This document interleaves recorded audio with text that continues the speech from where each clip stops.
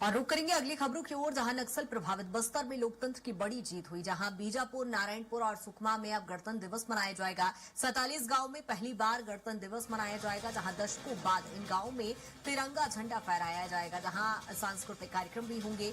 सुरक्षा कैंप और प्रशासन की मौजूदगी से यहां पर हालात बदल चुके हैं। जहां ग्रामीणों में अब उत्साह भी दिखाई दे रहा है।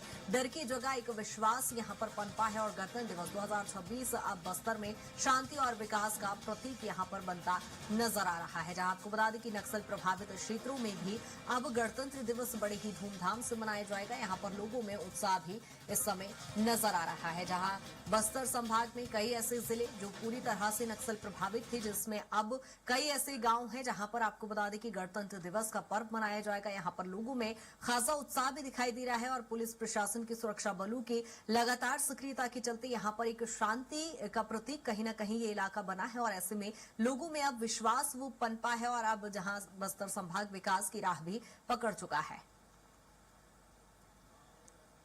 और ज्यादा जानकारी के साथ राहुल हमारे साथ जुड़ गए हैं। राहुल, जिस तरह से देख रहे हैं आज पूरा देश गणतंत्र दिवस मना रहा है, लेकिन नक्सलवाद प्रभावित इलाकों में भी इस बार पहली बार ऐसा होगा जहां गणतंत्र दिवस का उत्साह दिखाई देगा।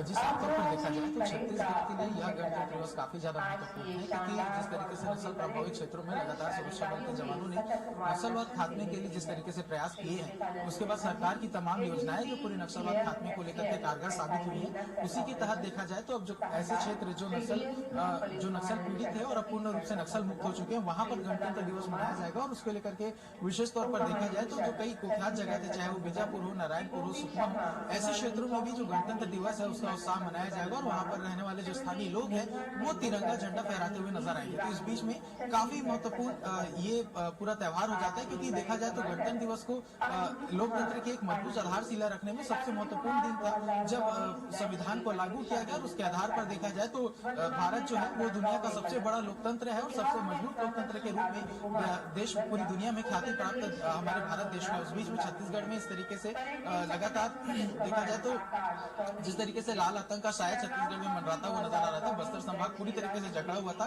और वो लोग तिरंगा झंडा फहराने के लिए भी जो स्थानीय लोग हैं उन्हें अलाउ नहीं करते थे। कई ऐसी घटनाएं हैं जहां पर तिरंगा झंडा फहराने पर स्थानीय लोगों की मौत नक्सलियों के द्वारा की गई थी, मौत के घाट उतार दिया गया था। लेकिन अब ये पूर्ण रूप से बदलता हुआ छत्तीसगढ़ है, बदलता हुआ बस्तर है और वो हर एक गाँव बदल रहा है जहाँ पर तिरंगा झंडा फहराने के लिए जो लोग हैं वो निकल करके सामने आ रहे हैं अपने घरों के बाहर। और 26 जनवरी गणतंत्र दिवस के लिए काफी उत्साहित है और पूरे प्रदेश भर से जिस तरीके से तस्वीरें आ रही हैं, उसके बाद में जब बस्तर संभाग को विशेष तौर पर नजर डाला जाए तो वहां पर जिस तरीके से गणतंत्र दिवस को लेकर के उत्साह वहां के स्थानीय लोगों में देखा जा रहा है तो काफी महत्वपूर्ण है। क्योंकि देखा जाए तो मार्च 2026 में पूर्ण रूप से नक्सलवाद खात्मे से पहले पड़ा हुआ ये गणतंत्र दिवस है और इस बीच में काफी महत्वपूर्ण पूरा 2026 का जो साल है वो बस्तर संभाग के लिए रहने वाला है, क्योंकि विकास की तमाम योजनाएं, नक्सल उन्मूलन अभियान और उस बीच में वापस से पुनर्वास नीति के तहत कई जो नक्सली ऐसे हैं जो मुख्यधारा में लौटे हैं, तो उनके लिए भी ये जो